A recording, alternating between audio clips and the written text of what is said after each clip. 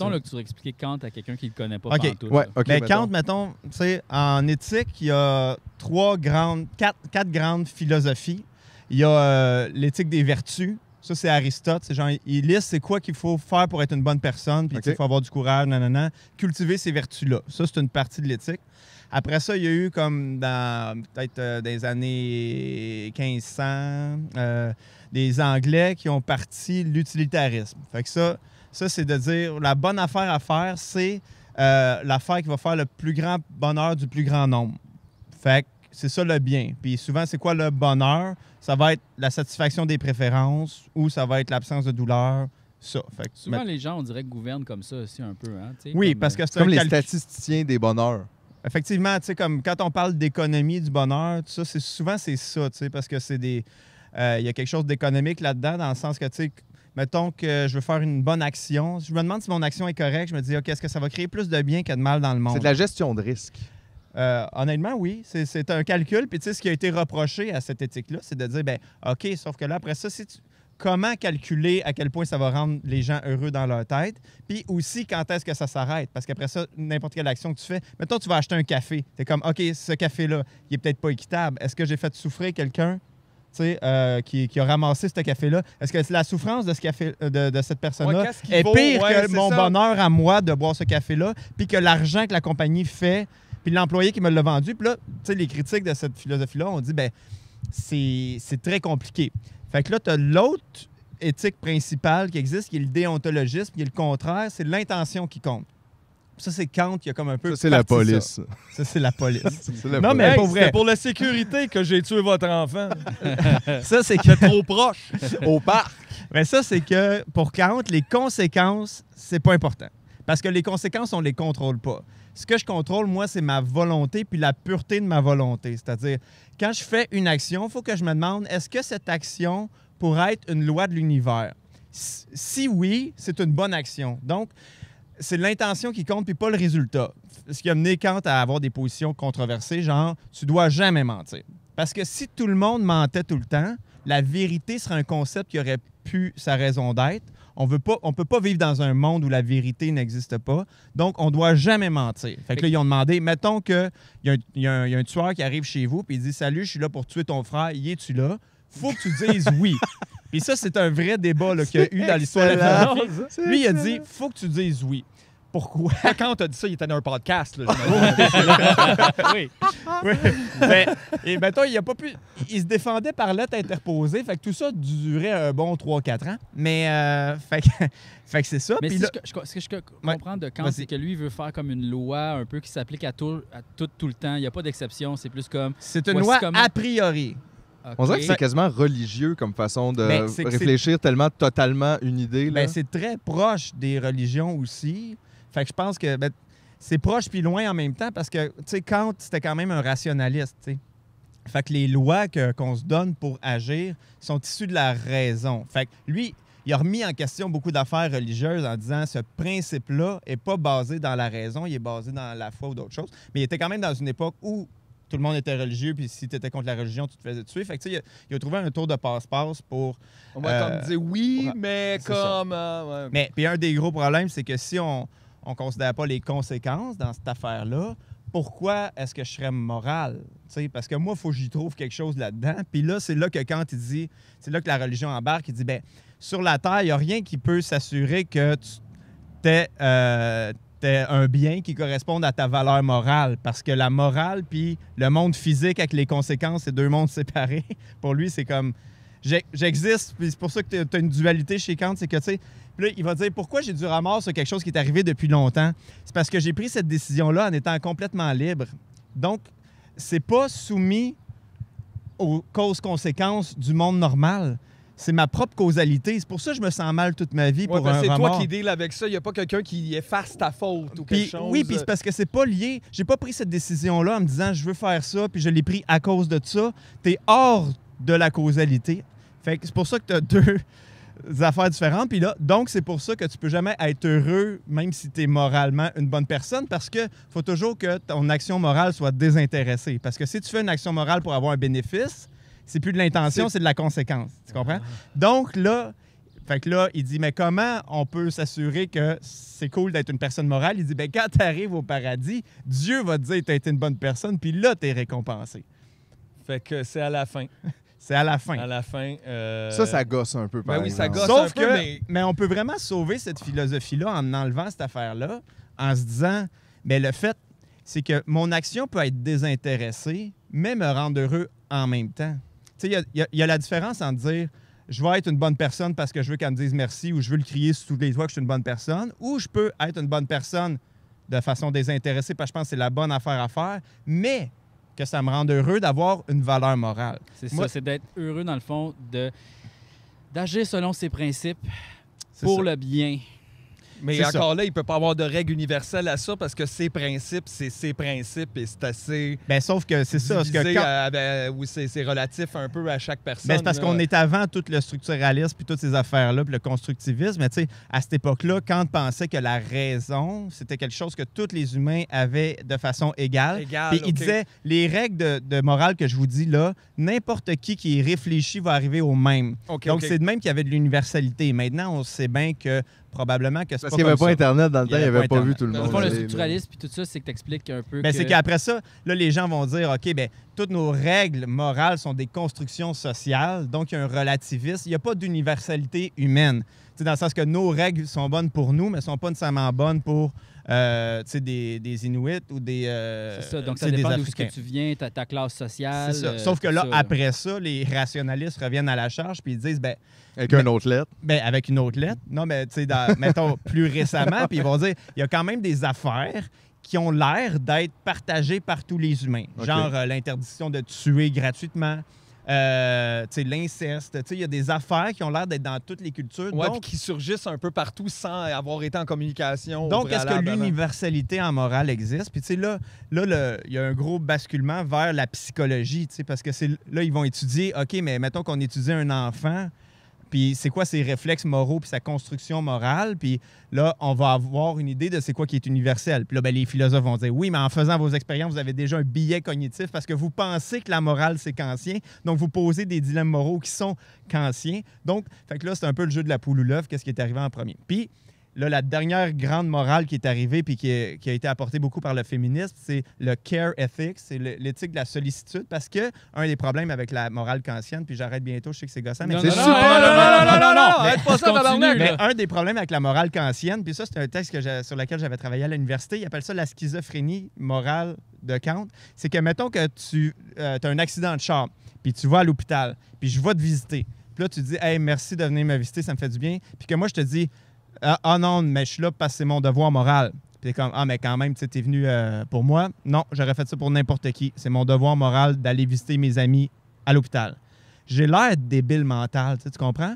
Puis toi, tu te sens, tu dis comme, OK, mais il l'a pas fait pour me faire plaisir ou parce qu'il m'aime ou parce qu'il est mon ami. Il l'a fait comme s'il était un robot. Puis ça a amené un petit peu à se dire, OK, mais il manque de quoi dans cette théorie-là un peu humain pour expliquer... Les sentiments, dans le fond. Pour expliquer les émotions du monde, effectivement. Bien, pour expliquer, mettons, pourquoi, mettons, une infirmière, on va trouver que c'est quelqu'un qui est une bonne personne morale, tu sais, parce qu'elle s'occupe des autres, elle a une bonne... Tu sais, elle est concernée par le bien-être d'autrui.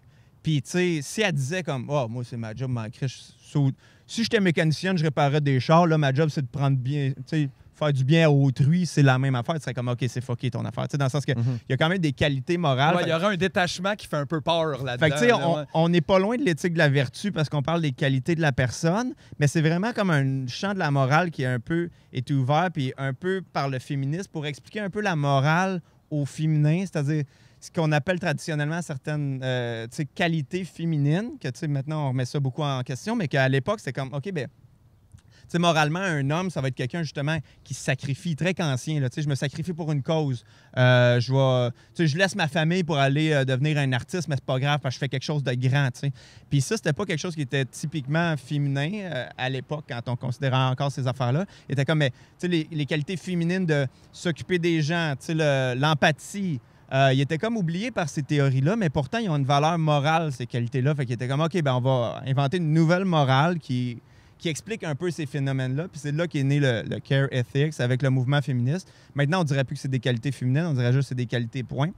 Mais ça, c'est un bon détournement de l'empathie. C'est les femmes, ça, anyway. Fuck you. Fuck you.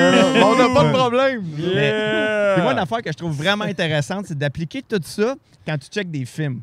Tu sais, des films, mettons, des films de super-héros, des films d'action, parce que tout ça est mélangé. Puis moi, ce qui m'intéresse vraiment, Mettons seul au monde. Mettons seul au monde. Non, mais c'est pas un film de super-héros, ça. Non, mais Wilson! Non. T'es survenu d'un île, toi? Non, mais encore, même seul au monde, on peut l'analyser d'un point de vue comme de théorie morale, de dire comme, OK, pourquoi est-ce que... Si ce serait suicidé, ça aurait-tu été grave, moralement? Parce qu'il fait tort à personne puis tout le monde pense qu'il est mort. Pourquoi est-ce qu'on... Tu sais, mettons, quand on le voit puis qu'on est content qu'il ne se suicide pas, pourquoi, tu sais? Puis sa femme, est-ce qu'elle aurait dû l'attendre? Ben vraiment, tu sais, la fidélité, tu sais, dans le sens... Combien de temps tu devrais rester? Tu sais, parce qu'il y a quand même des... Tu sais, c'est pas juste des émotions gratuites qui sont impliquées quand on regarde ça, parce que quand tu regardes un film, tu te demandes toujours si tu es correct ou si tu es pas correct ce que je suis en train de voir inconsciemment. C'est pour ça que des fois, il y a des films qui vont être... Moi, je le dis fort. Ben ouais, c'est pas correct. C'est correct, ça? C'est pas correct, cool, moi, l'écouter. C'est pas correct. Non, mais tu sais, des fois, puis il y a des films, mettons, moi, j'aime quand même les films d'action, puis il y a des films d'action que je trouve qui marchent pas parce que, mettons, je trouve que le méchant n'a pas mérité de se faire péter la gueule. Ou, tu sais, dans le sens que le gentil tue tout le monde, mais je trouve que sa motivation est mince, donc... Dans ma tête, il y a plus l'air d'un meurtrier que d'un héros. Fait que je trouve pas ça crédible. Puis que le méchant est juste méchant parce qu'on lui a mis l'étiquette. En fait, il n'y a rien de méchant qu'il a fait. Ça l'est jamais, mais reste que, tu sais, c'est toujours gratuit, mais reste que ils n'ont pas le choix de nous l'installer. Pour que le méchant soit méchant, ils vont nous montrer une action qui est méchante, qui est moralement répréhensible, plus que ce que le bon va faire pour le punir. Puis ça, c'est intéressant de voir c'est quoi cette action-là, tu sais. Parce que souvent, ça va être de la cruauté envers des personnes innocentes. Avoir des jeunes ou des enfants, des femmes plus. Des fois, ça va être quelque chose d'un peu mégalomane ou d'égocentrique, l'argent, mettons. Mais tu sais, c'est pour ça que, mettons, dans les derniers films de Marvel où l'extraterrestre arrive, il est comme, la Terre, on s'entend que ça va pas bien. Moi, je vais tuer la moitié des gens pour régler le problème de surpopulation, le problème d'alimentation. Puis tu sais, ça, c'est ça. Puis lui, il est comme considéré comme un méchant, mais moi, philosophiquement parlant, je trouve ça quand même... Il y a un plus grand dessin. Ben, je trouve ça gris. Je trouve qu'il y a une zone grise. Puis c'est pour ça que je trouve le film intéressant, parce que je trouve que sa motivation, oui, est evil parce qu'il veut tuer des gens qui n'ont rien fait. Il tue des innocents. Mais lui, il est plus au résultat. Mais lui, c'est un utilitariste pur. 100%. Oui, c'est ça qui est fucké, c'est que lui, dans le fond, il veut le bien en faisant le mal. Il veut le bien du plus de gens, mais ça va aussi faire le mal au plus de gens. Un utilitariste pur défendrait ça. Parce que statistiquement, ça fonctionne. Tu sais, mettons, l'utilitarisme, souvent, c'est une théorie qui est invoquée pour tous les tests, les tests de médicaments, les tests sur les animaux, parce qu'ils sont comme, ouais, mais quand même, bon, tu tuerais 10 000 singes, si on peut sauver une vie humaine, ça vaut la peine. Puis là, ben, tente dans la... Puis là, les gens qui sont antispécistes, puis tout ça, qui sont aussi des utilitaristes, ont rentré dans ce débat-là, puis on dit non, parce que... Ben maintenant que j'ai vu notre réaction collective à la pandémie, je dirais qu'on devrait arrêter de tuer des singes, parce que clairement, on s'en calisse des vies. Fait que de nous, là, fait que c'est pas vrai qu'une vie humaine, c'est si grave, laissons les animaux tranquilles pour notre shampoing. Ben, non, mais tu sais, quand même... Regarde, essaye-les toi-même, ton shampoing. Regarde, au pays, ça pique, là, arrête. Et nous, ben, pourquoi tu mets du shampoing? Il y a quand même un calcul, puis comme ça revient à ce que tu disais tantôt, on fait un calcul de coût-bénéfice. Combien de monde peuvent mourir avant qu'on trouve que c'est grave pour les autres? Ouais. Puis clairement, avec la pandémie, si on disait que chaque vie humaine est sacrée, comme, mettons, les gens qui sont anti-avortement sont, bien, dans ce cas-là, on n'aurait enduré aucune mortalité. On aurait paniqué rapidement. C'est ça qui est fou, c'est que la pandémie, effectivement, a mis ça un peu sur la sellette, le coût d'une vie humaine, combien ça vaut. Oui. Puis il n'y a pas eu de débat là-dessus. Vraiment, puis c'est vraiment un enjeu. Il y a plein de sous-entendus. C'est l'enjeu central de tout ça. Là. Mais oui, aussi, on n'est pas une vraiment... communauté, c'est drôle à dire, mais tu te rends bien compte quand même que tout le monde est individualiste à l'intérieur de son petit groupe. On s'en est rendu compte, en tout cas. Puis les vies humaines n'ont pas toutes la même valeur non plus. Non. Un vieux qui meurt, c'est le monde le dit ouvertement. Là, je vois des gens commenter ça ouvertement, là, comme des fois pour argumenter sur Facebook que, tu sais, oui, mais en même temps, c'était des vieux, ils allaient mourir. Tu sais. Mais c'est à partir de quel âge? Parce qu'à 55, parce qu'on va tous mourir. So, right now, on devrait juste s'en colisser puis laisser tout le monde mourir. Puis quelqu'un qui a un cancer, mettons, est potentiellement une personne moribonde. Là, dans le sens, on décide de la sauver parce qu'elle est plus jeune, souvent, mais c'est le seul critère. est pas moins mourante qu'un vieux de 95 qui est mourant. Tu comprends? Tout le monde. C'est ça qui est Puis fun. en tout Plus, mourant tu le vois égal. dans T'sais, différentes sociétés différentes qui portent pas la mort d'une personne âgée à la même place que nous. Souvent, on est comme il y avait Complètement. toute la vie devant lui, puis là, les autres, c'est Mais comme, ben viens, on vient de parce- perdre tout ce savoir Complètement. qui vient de s'en aller. Puis nous autres, on est comme, ah, les vieux, ils font juste conduire tout croche. Les enfants, c'est cute. Ouais, c'est ça. Ben oui. Puis tu sais, tout ce discours-là de justement, les vieux, c'est pas grave s'ils meurent, ils sont trop vieux, anyway, mais on dirait que les gens ont oublié qu'à un moment donné, on va tout arriver à ce moment-là. Ouais, Fait que ouais. là, si tu tiens ce discours-là, dans 30 ans, ça va être Tu toi. vas être Viens vraiment pas déçu revendiquer dans des 30 ans. droits Je veux dire, pour les C'est soins toi, là, en dans haut le de futur. 60 Tu parles de toi ouais. dans le futur, là. Excusez, Ouais, là, ouais. mais. Si t'es chanceux, même, c'est ça, Genre, de te mais rendre. c'est mais ouais. c'est fucké. On dirait que les gens réalisent pas. C'est non, c'est maintenant. Tu sais, Ouais, mais non, là. Il y a comme un déni de la vieillesse puis de la mort. Tu sais, on recule Beaucoup. ça en se disant toujours je suis encore jeune, je suis encore capable. Tu sais, puis il y a du monde à 60 ans, 70 ans qui ont ce discours-là. Je fais des marathons, je suis encore jeune, je suis encore capable. Tu sais, on n'accepte pas bien le fait de vieillir, de devenir moins productif sur certains aspects, mais peut-être plus dans d'autres. Tu sais, dans Il y a le un sens peu que- de ça là-dedans aussi, peut-être, le capitalisme. Là. Tu sais, tu dois être quelqu'un qui est capable, on dirait, de fend for yourself. Ouais, il y a clairement beaucoup de de faire déni ton argent. Il n'y a social pas avec de ça. communauté qui va comme te recevoir si tu as un accident, si justement tu deviens vieux puis incapable de faire certaines tâches. On manque de ça. C'est même Ouais. généralisé, on le sait, il y a des jokes là-dessus. Quand tu vieillis, on te calisse dans un foyer. Ouais, ouais. Mais Puis on rit des gens, c'est un peu ça. aussi. Là. Ouais. Fuck ça! Fait que tu là. veux pas dire que t'es vieux, tu veux pas perdre ton char, non. man, parce que tu commences à mal voir. Qu'est-ce que t'as fait? Ça Ah. est... Ah, regarde, c'est ça, là. Eh oui. Ah, On c'est un vous CHSLD, aime. ça. Mais là, il y a une harpe décorative Il y a plus d'enfant. personne qui joue de la harpe en bas de 60 ans.